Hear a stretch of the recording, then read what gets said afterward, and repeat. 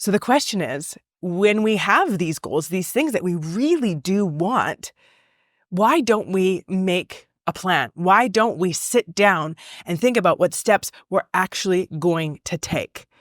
Well, there's a couple reasons. One of the reasons is that it feels really good to have dreams. It feels really good to have hope. It feels really good to imagine a future version of ourselves or a different stage in our lives where we have something different, we look like something different, we do something different, we live in a different way, and we have this like future me fantasy.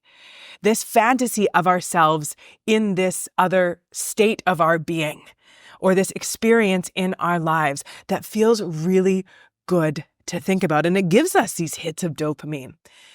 But then when it comes down to actually taking the action that it takes to get there, it's not so sexy.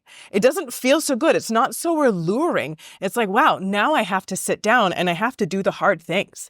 And I have to change some patterns. And I have to change some habits. And I need to take some uncomfortable actions. And I have to do things that I don't necessarily really want to do, that are going to be challenging, that are going to be difficult, that I'm going to run up against some resistance about.